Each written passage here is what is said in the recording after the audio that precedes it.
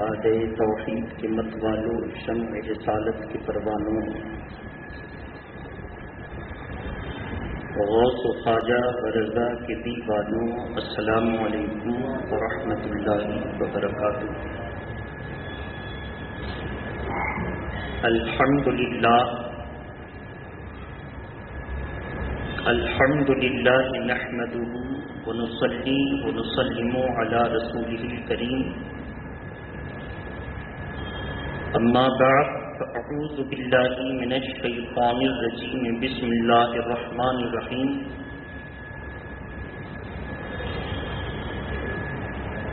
یا ایھا الذین آمنوا لا ترفعوا اصواتکم فوق صوت النبی ولا تجهروا له بالقول كجهر بعضكم لبعض،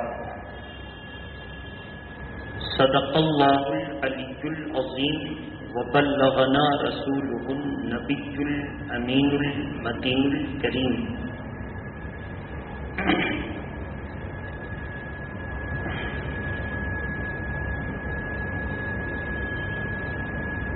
کی محمد سے وفا نے تو ہم تیرے ہیں، کی محمد سے وفا نے تو ہم تیرے ہیں، یہ جہاں چیز ہے کیا لوح و قلم تیرے ہیں، صلی اللہ علیہ یا رسول اللہ۔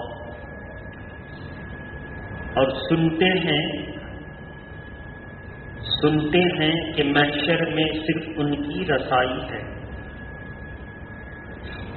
سنتے ہیں کہ محشر میں صرف ان کی رسائی ہے، گر ان کی رسائی ہے لو جب تو بن آئی ہے، گر ان کی رسائی ہے لو جب تو بن آئی ہے۔ اور اے عشق تیرے صدقے، اے عشق تیرے صدقے جلنے سے چھوٹے سستے، اے عشق تیرے صدقے جلنے سے چھوٹے سستے، وہ آگ لگائی ہے جو آگ بجھا دے گی، وہ آگ لگائی ہے۔ اعلیٰ حضرت فاضل بریلوی رضی اللہ تعالی عنہ نے قاضی اندلس حضرت قاضی کی شفاعت شریف سے اللہ کے پیارے رسول صلی اللہ علیہ وسلم کے حقوق کے تعلق سے جب حوالہ جات پڑھے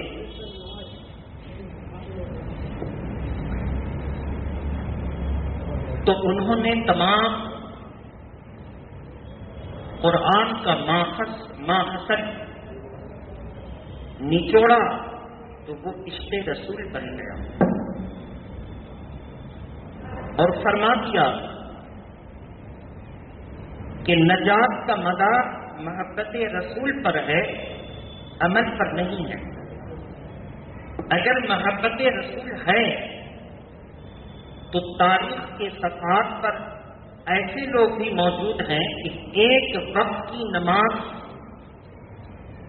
ان کے نام اعمال میں نہیں ہے، صرف عشق رسول کی بنیاد پر اللہ کے پیارے نبی نے فرمایا اسے میں نے جنت میں ٹہلتے دیکھا ہے۔ عشق رسول سب سے بڑی چیز ہے، اور پکا نمازی تھا لیکن اللہ کے پیارے رسول کے فیصلے سے متفق نہیں تھا، تو اللہ کے پیارے نبی صلی اللہ علیہ وسلم نے فرما دیا کہ وہ جہنمی ہے۔ صحابہ حیرت میں ہیں کہ اتنا پکا نمازی جس کو لوگ کہتے تھے کہ مسجد کا کبوتری، یعنی دن رات مسجد ہی میں رہتا تھا، وہ جہنمی کیسے ہو سکتا؟ اللہ تبارک و تعالیٰ نے تصدیق فرما دی کہ رسول اللہ کے دامن کو چھوڑ کر کے جو عمل کرے وہ سب بیکار ہے، عمل تبھی تم کو جنتی بنا سکتا ہے جب اس کے اندر عشق رسول ہو. ہم اور آپ بہت کوتاہی میں ہیں، اسی لیے تو قرآن نے کہا والعصر ان الانسان لفی خسر، قسم ہے زمانے کی، بے شک انسان گھاٹے میں ہے، خسارے میں ہے، ٹوٹے میں ہے. تو جب انسان خسارے میں ہے تو وہ خسارہ اور گھاٹا سے نجات کب پائے گا؟ الا الذین آمنوا، جب وہ ایمان لے آئے گا. ایمان صرف اللہ کی توحید کا دم بھرنے کا نام نہیں، وہ تو ایک پارٹ ہے، ایک حصہ ہے. ایمان ہے اللہ اور اس کے رسول دونوں سے محبت کرنے کا نام، ایک حصے سے نہیں. آج کی اس محفل میں آج 29 شوال المکرم ہے، تقریباً 1 مہینے 10 دن کے بعد قربانی ہوگی.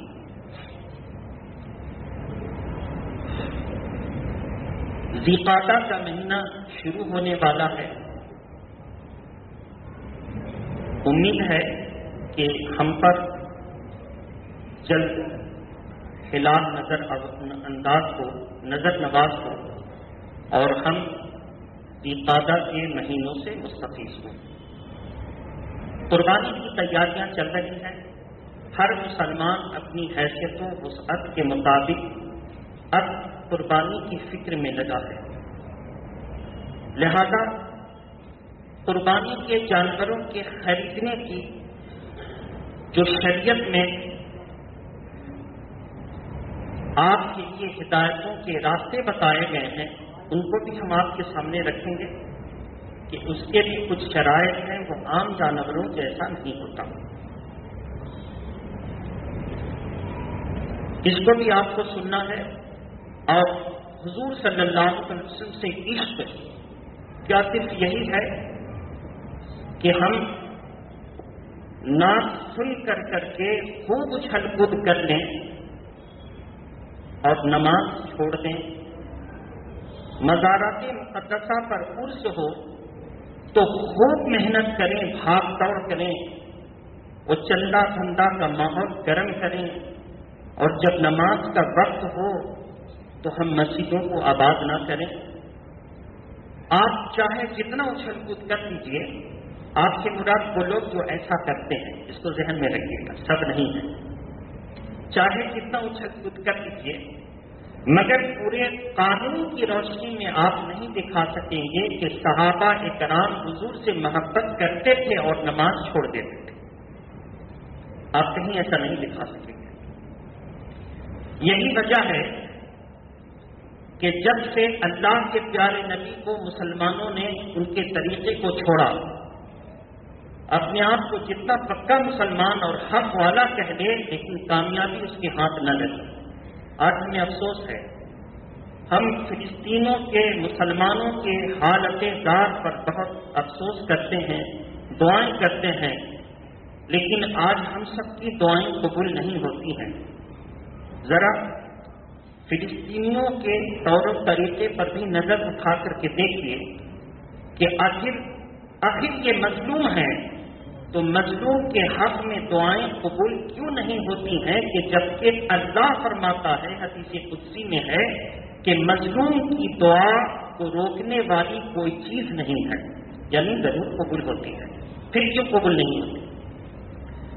آپ جب ان فلسطینیوں کے طور و طریقے کو دیکھیں گے تو بیت المقدس میں نماز پڑھنے کے لیے بڑے جذباتی ہیں، مگر یہ کیسے مسلمان ہیں کہ سر پہ نہ امامہ ہے، نہ ٹوپی ہے، نہ کپڑا ہے. سوچ کے دیکھیے، سر پہ نہ امامہ ہے، نہ ٹوپی ہے، نہ کپڑا ہے. یہ کیسے مسلمان ہیں جن کا دعویٰ تو ہے کہ ہم اللہ کی عبادت کرنے کے لیے جا رہے ہیں، اور چہرہ یہودیوں جیسا. آپ سوچ کے دیکھیں، تو جو حضور کے طریقے کو چھوڑ دے، کیا وہ کبھی کامیاب ہو سکتا ہے؟ ایک آدمی وہ ہے گرمی کی وجہ سے پریشر کی شکایت ہے، تو گرمی کی وجہ سے وہ ٹوپی نہیں پہنتا، بیمار ہے، بغیر ٹوپی پہنے ہوئے نماز میں اس کو توجہ ہے، تو ایسے شخص کو ہم معذور جانیں گے، وہ کہیں گے کہ بھئی اس کے ساتھ مجبوری ہے۔ ایک وہ شخص جو ٹوپی پہننے کا عادی ہے، ٹوپی مل نہ سکی، اگر اب وہ ٹوپی تلاشتا ہے یا انتظار میں رہتا ہے کہ کوئی دے گا تو سر پہ رکھ کے نماز پڑھیں گے اور نماز کا وقت ختم ہو جائے گا، تو ایسے شخص کو حکم ہے کہ ٹوپی جیسی سنت کے لیے فرض نماز کو نہ چھوڑے، وہ فرض نماز پڑھے۔ ایسے شخص کا تو عند ضرورت یہ حکم ہے کہ اگر جب تک اس کو کپڑا ملنے کی امید ہے کہ لباس ایسا نہیں ہے جس پر نماز پڑھے، مثلا مرد ہے تو اتنا بھی کپڑا نہیں ہے کہ ناک سے لے کر گھٹنے تک چھپا سکے، تو وہ انتظار کرے گا۔ مثلا ہاف پینٹ ہی ہے، مثلا بستی ہی ہے، کوئی چھوٹا سا کپڑا ہے جس سے صدر چھپا کے بیچارہ بیٹھا ہے، انتظار کر رہا ہے کہ کوئی مل جائے تو اس سے کپڑا لے لیں اور ڈھک کر کے نماز کم سے کم ناک سے لے کر گھٹنے تک نماز پڑھ لیں، تو ایسے شخص کو حکم ہے کہ جب تک کپڑا ملنے کی امید ہے انتظار کرے، کب تک؟ جب نماز کا وقت تنگ ہو جائے تو اب انتظار نہ کرے، اسی حالت میں بیٹھے بیٹھے نماز پڑھے۔ سوچئے نماز کا کتنا سخت حکم ہے۔ ایک آدمی کے پاس ایک دم کپڑا نہیں ہے، کوئی حادثہ ہو گیا، سارا کپڑا چلا گیا، غسل کر رہا تھا، جب نکلا تو کپڑا غائب تھا، کیا کرے گا؟ ایسے شخص کو حکم ہے کہ پھر بھی نماز نہ چھوڑے، زمین پر بیٹھ جائے اور بالو مٹی سے اپنے سطر کو ڈھک لے۔ سوچئے کیا حکم ہے شریعت کا، بالو مٹی سے اپنے سطر کو ڈھک لے اور اسی حالت میں نماز پڑھے۔ اتنا سخت حکم ہے نماز کا، اور اس نماز کو پڑھنے کے لیے جب گیا تو کیا حکم ہے؟ یہ تو سب مجبوری والی حالتیں تھیں، اس کو حکم ہے، قرآن مجید کا ارشاد ہے، یا بنی آدم خذوا زینتکم عند کل مسجد، اے ایمان والو، اے آدم کی اولاد، اے آدم کے بیٹو، جب تم نماز کا ارادہ کرو یا نماز کے لیے کھڑے ہو یا نماز کی تیاری کرو تو تم زینت اختیار کرو۔ نماز کی جب تیاری کرو تو زینت اختیار کرو، خذوا زینتکم عند کل مسجد، نماز پڑھنے سے پہلے خوب زینت لے لو۔ کیسی زینت؟ کہ ہم جو لباس، جو کپڑا پہن کر کے عام لوگوں کے پاس جاتے ہیں، اللہ کے دربار میں حاضر ہو تو اس سے بہتر ہو، اس سے بہتر ہو، اور خوب زینت لے لو، پھر نماز ادا کرو۔ یہاں تو خوب زینت لینے کا حکم، اور وہاں ایسے مسلمان کہ مسجد اقصی میں نماز تو پڑھیں گے لیکن حضور کی سنت ٹوپی کا کوئی اہتمام نہیں، جان بوجھ کر کے۔ کیا ٹوپی نہیں تھی؟ آپ سوچیں تو ظاہر ہے کہ جب یہ طریقہ چل پڑا تو شیخ سعدی شیرازی نے تو فرما دیا کہ خلاف پیمبر کرتے رہ گزی کہ ہرگز بمنزل نہ خواہد رسی، پیغمبر کے خلاف جو راستہ چلا وہ کبھی منزل مقصود تک نہیں پہنچ سکے گا۔ منزل مقصود کا کب پہنچیں گے؟ جب حضور کے راستے پر چل کر سر پہ کپڑا رکھیں گے۔ ہم سوچتے تھے کہ آخر ان مظلوم فلسطینیوں کے لیے پوری دنیا کے مسلمانوں کی دعائیں، ممبر و محراب کی دعائیں قبول کیوں نہیں ہوتی ہیں؟ وہی حال فلسطین کے ساتھ ساتھ کشمیر کا بھی دیکھیے، کشمیریوں کے سر سے بھی ٹوپی آئے۔ تو اس لیے ہم ان سے درس عبرت پکڑیں اور پہلے اپنا چہرہ، اپنا لباس، اپنا دل، اپنا عقیدہ رسول اللہ کے بتائے ہوئے طریقے سے ویسا بنائیں جیسے صحابہ کا عقیدہ تھا، جیسے صحابہ کا عمل تھا. اور جب ہم ان کی نقل کر دیں گے اور پھر ہم جو دعائیں قبول کریں گے اللہ اسے ضرور قبول فرما دے گا. اس کو ذہن میں رکھیں. بہت ہم پریشان تھے کہ ان کے حق میں دعائیں قبول کیوں نہیں ہوتی. پھر علماء کے بورڈ میں بیٹھنے کے بعد پتا چلا آج مسلمانوں میں جو بے راہ روی ہے، بے راہ روی کی وجہ سے دعائیں قبول نہیں ہوتی ہیں.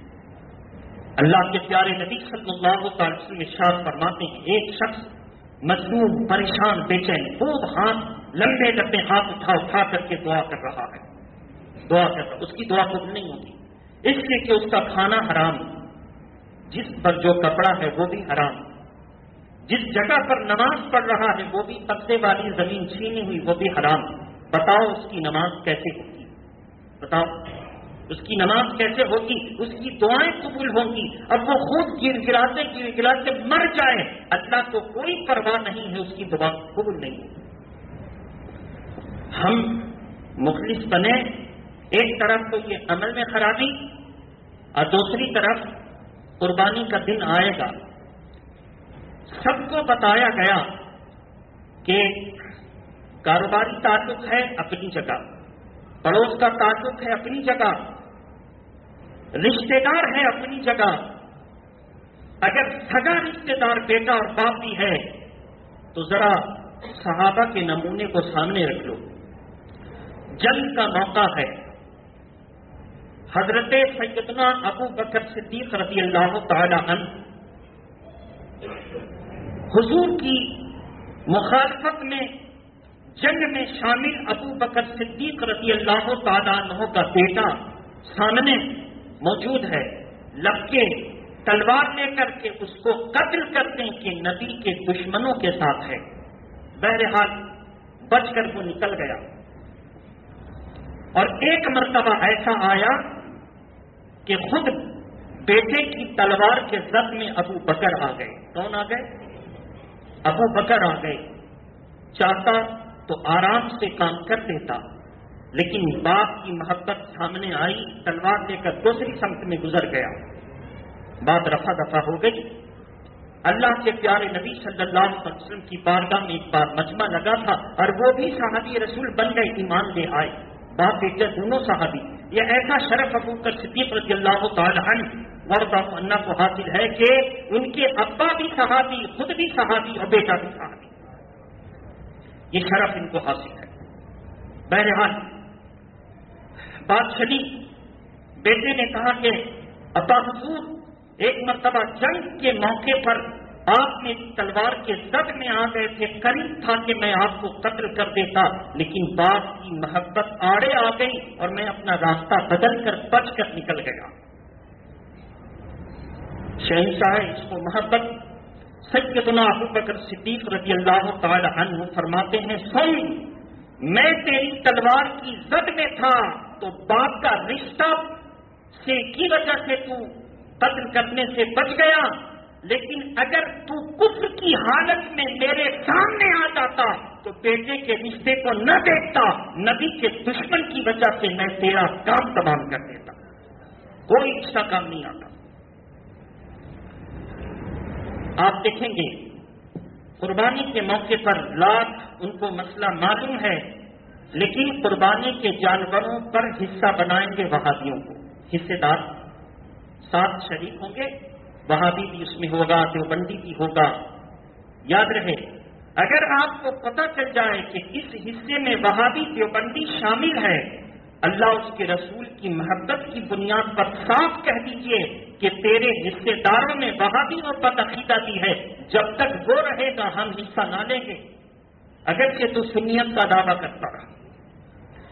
آپ یہ نہ بھولیں کہ بھولا ہوا کوئی عالم جو زندگی بھر بدعقیدوں کے ہاں میں ہاں ملاتا رہا، اگرچہ کھل کر کے بدعقیدی کا اظہار نہیں کیا، لیکن سلام کا مذاق اڑاتا رہا، فاتحہ درود کا مذاق اڑاتا رہا، شیرنی کو پرساد بول کے نالیوں میں پھینکتا رہا، ایسا شخص قربانی کرتا ہے. آپ دیکھیں گے سنی مسلمان اس کے قربانی کے جانور کو بنانے میں لگے ہیں، کاٹنے میں لگے ہیں.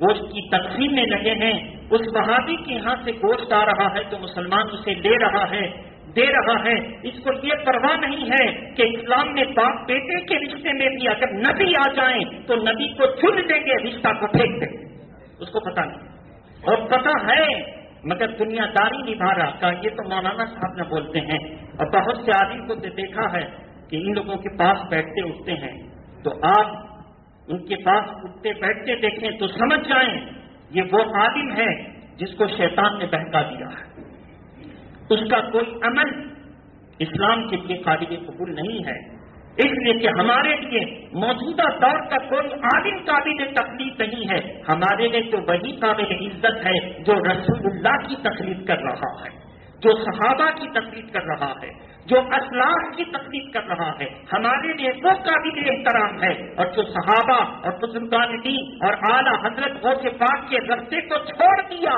وہ کتنا بڑا عالم ہے، ہمارے لیے وہ قابل احترام نہیں ہے۔ جب تک آپ کے ذہن میں یہ بات رہے گی کہ ہم رسول اللہ کے ہیں تو ہمیں بھی ویسے ہی عمل کرنا ہے، تو یاد رکھیے ہم پر کبھی ویسی مصیبت نہیں آ سکتی جیسی مصیبت آج ہے، ہم پر کبھی ویسا عذاب نہیں آ سکتا جیسا عذاب ہے، یہ ہمارے گناہوں کی سزا ہے جو ہم آج جھیل رہے ہیں۔ ہم سمجھتے ہیں کہ مولانا صاحب نے منع کیا ہے، سنی عالم نے منع کیا، بہت سے لوگ ایسا کرتے ہیں، بیٹھتے اٹھتے ہیں، کیا اچھا ہم بھی بیٹھتے ہیں، تم پیچھے چلے جاؤ، تم کو بار بار سمجھاتے سمجھاتے ہم تھک گئے، آج میرے ساتھ مجبوری ہے اس لیے ہم کو کہنا پڑ رہا مائک میں۔ ارے سنو مسئلہ کیا ہے، جہاں تک امام کی آواز پہنچ رہی ہے وہاں پر مکبر کی کوئی ضرورت نہیں ہے، اور جہاں پہ امام کی آواز نہیں پہنچتی ہے وہاں پر مکبر کی ضرورت ہے۔ اب یہ جناب جو ہے بیٹھ جاتے ہیں اور اتنا زور سے بولتے ہیں، اتنا زور سے تکبیریں پڑھتے ہیں کہ پوری آواز مسجد کے اندر گونجتی ہے۔ اگر اتنے بلند آواز ہے تو پیچھے چلے جائیں اور پیچھے والوں کو پوری چلا کر کے بولیں۔ مسجد کے آداب میں سے یہ ہے کہ ضرورت کے تحت آپ کی آواز ہو۔ ہم کو آپ دیکھے ہوں گے کہ جب نماز میں جماعت میں نمازی کم ہوتے ہیں تو ہم دھیمی آواز میں قرأت کرتے ہیں، جب جماعت میں نمازی زیادہ ہوتے ہیں تو ہم زور آواز میں قرأت کرتے ہیں۔ ہم زور سے بھی نہیں کرتے، 5 لوگ ہیں اور چلا کے قرأت کر کے پڑھ، ہم ایسا نہیں کر سکتے آداب کے خلاف۔ مگر یہ جناب کو سکھاتے سکھاتے تھک گئے، جس طرح مؤذن صاحب کو مسئلہ بتاتے بتاتے تھک گئے، مگر وہ پہاڑ کی طرح آج بھی غلط کر رہے ہیں، ویسے ہی یہ آدمی بھی ہے، بتاتے بتاتے تھک گئے مگر آج بھی ان کے ساتھ پہاڑ جیسی غلطی ہے۔ اللہ معاف کرے، بہت مجبور ہیں ہم، اللہ معاف کرے۔ درود شریف پڑھیں، اللہم صلی علی سیدنا سیدنا حبیبنا مولانا محمد و اصحابہ وبارک وسلم، صلاۃ و سلام علیک یا رسول اللہ صلی اللہ تعالی علیہ وسلم۔ تو میرے محترم بزرگوں اور دوستوں، سنتے ہیں کہ محشر میں صرف ان کی رسائی ہے، مطلب یہ ہے کہ کل میدان محشر میں کوئی وسیلہ کام نہ آئے گا۔ زور سے بولیے، جب تک حضور وسیلہ کا افتتاح نہ کریں گے کوئی وسیلہ کام نہ آئے گا، اور جب حضور افتتاح کر دیں گے تو ہمارے اور آپ کے جیسا غریب مسلمان بھی ایک دوسرے کے لیے وسیلہ بنے گا اور نجات کا راستہ تیار کر دے گا۔ کوئی وسیلہ کام نہ آئے گا جب تک وہ شروعات نہ کریں گے۔ سنتے ہیں کہ محشر میں صرف ان کی رسائی ہے۔ اب ہم سنی مسلمان کے لیے فخر کی بات، اگر ان کی رسائی ہے، لوگ جب تو بن آئی ہے، ہم یہ جملہ 2 طرح سے بولتے ہیں، اس پر مصیبت بن آئی ہے، یہ غم کا موقع ہے، اس کا کام بنایا ہے، یہ خوشی کا موقع ہے۔ اب ایک سنی مسلمان کو اپنی مان دیا گیا، منوا دیا گیا، اس کے دل نے قبول کر دیا کہ محشر میں صرف میرے نبی کی رسائی ہے، اب ہم خوشی سے پھولے نہیں سما رہے ہیں، جب ان کی رسائی ہے تو سمجھ لو میرا بیڑا پار ہو گیا۔ لو جب تو بن آئی ہے، سمجھ لو میرا بیڑا، میری مصیبت دور ہو گئی، سمجھ لو میری مصیبت۔ کب ہم یہ بولیں گے، یا رسول اللہ، جس کو آپ سے محبت تھی اسی سے محبت کرتے تھے، اور جو آپ سے چلتا تھا آپ کے مسئلے پر نہیں چلتا تھا، آپ کی محبت میں نہیں رہتا تھا، یا رسول اللہ میرا باپ بھی تھا تو ہم نے دور کر دیا، بیٹا بھی تھا تو دور کر دیا، پوتا بھی تھا تو دور کر دیا، پڑوس بھی تھا تو دور کر دیا، رشتہ دار بھی تھا تو دور کر دیا، ٹرین کا ساتھی بھی تھا تو دور کر دیا، اسکول کا ساتھی بھی تھا تو دور کر دیا، کہیں کا ساتھی تھا ہم نے کوئی پرواہ نہ کی، ہم نے آپ کی محبت میں سب کو چھوڑا۔ نبی قیامت میں فرمائیں گے تو نے سب کو چھوڑا، جب تو نے میرے لیے چھوڑا ہے تو تو مخلص ہے۔ اب اللہ کے پیارے نبی فرماتے ہیں جنت میں وہ میرے ساتھ رہے گا، اس لیے کہ دنیا میں سب کا ساتھ چھوڑا میرے لیے تو جنت میں میرا ساتھ ملے گا۔ حضرت صوبان رضی اللہ تعالی عنہ، باہر سے آنے والوں سے میری گزارش ہے کہ آپ مسجد کے اوپری حصے میں چلے جائیں اور وہاں کی نشست میں آپ بیٹھیں، راستے پر اس طرف ادھر ادھر بھیڑ لگا کے نہ کھڑے رہیں، دوسرے کو دیکھ کر ایسا لگے گا کہ بہت زیادہ بھیڑ ہو رہی ہے اور پھر بہت مشکل کا سامنا کرنا پڑ سکتا ہے۔ بہرحال میرے محترم حضرت صوبان رضی اللہ تعالیٰ بہت پریشان ہو کر نکلے، حضور کی نظر ان کے چہرے پر پڑ گئی، کہا صوبان نظر بہت پریشان نظر آ رہی، کہا یا رسول اللہ آپ کو دیکھ لیا پریشانی دور ہو گئی، کہا کیا بات ہے، کہا یا رسول اللہ جب آپ ہم سے الگ ہو جاتے ہیں اور ہم آپ کی زیارت نہیں کر سکتے، تھوڑی دیر ہو جاتی ہے تو دل بے چین ہوتا ہے آپ کو دیکھنے کے لیے، یا رسول اللہ مسئلہ یہ ہے کہ یہاں تھوڑی دیر ہوتی ہے تو دل بے چین ہوتا ہے اور جنت میں آپ کا مرتبہ ساری مخلوق میں سب سے بلند، سارے انسانوں میں سب سے بلند، اور ہمیں آپ کے صدقے میں، دیکھیے انداز کیا ہے، آپ کے صدقے میں جنت مل بھی گئی تو غلاموں کی جگہ تو بہت دور ہوگی نا، تو وہاں ہم نہ دیکھ سکیں گے، وہاں ہم تو جنت میں رہ کر بھی چین نہ ملے گا۔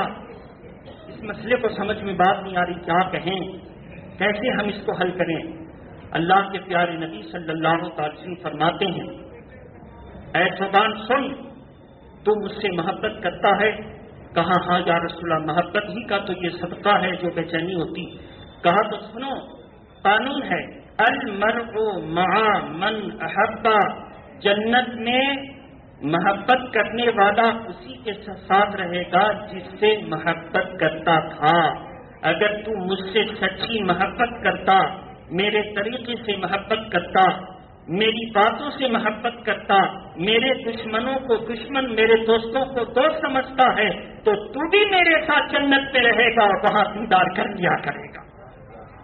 آپ اندازہ کریں میرے محترم بزرگوں دوستوں، بہرحال ہمیں اور آپ کو چاہیے کہ ہم اللہ کے نبی کے دشمنوں کو اپنا دشمن سمجھیں اور اللہ کے نبی کے دوستوں کو اپنا دوست سمجھیں، اور کوئی عام عالم کی بات نہ کریں، وہ بھولا ہوا عالم ہے، پڑھ کر بھول گیا، جو دو بدعقیدوں کے بیچ میں قربانی کے موقع پر آپ کو ہنستا کھیلتا ملے گا اور آپ سمجھیں گے کہ بھی تو عالم ہیں اور ایک میرے مولانا صاحب بھی ہیں، سب سے دور ہو جاؤ، یہ دیکھو کتنے قریب ہیں، تو آپ قرآن اور حدیث اٹھا لیجیے۔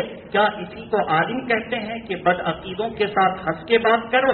اگر بات یہی تھی تو یزید کا قصور کیا تھا جو امام حسین نے اس کے خلاف جنگ کر دی اور شہید ہو گئے، لیکن یزید سے مفاہمت نہ کی، اس لیے کہ وہ رسول اللہ کے طریقے کو چھوڑ رہا تھا، غلط طریقے کی ایجاد کر رہا تھا۔ اس سے پتا چلا کہ جو بدعقیدوں کی صحبت میں رہتا ہے وہ یزید کہتا ہے، جو خوش عقیدے کو اپنا سمجھتا ہے وہ حسین کا غلام ہے، وہ حسین کا غلام ہے۔ بس حسینی کردار کو جس دن آپ نے سامنے رکھا اس دن پھر آپ کو کسی بدعقیدے سے کوئی تعلق نہیں ہوگا۔ آپ میرے دشمن بن جائیے، میرے خلاف کیجیے، پوری کمیٹی کو میرے خلاف کر دیجیے، جب تک میری روزی ہوگی رہیں گے، اور جب میری روزی ختم ہو جائے گی، روزی آپ نہیں دیتے، روزی کا انتظام اللہ کرتا ہے، میری ذات کو اس پر بہت بھروسہ ہے، مگر کہیں گے وہی تو اس کا پیغام ہے۔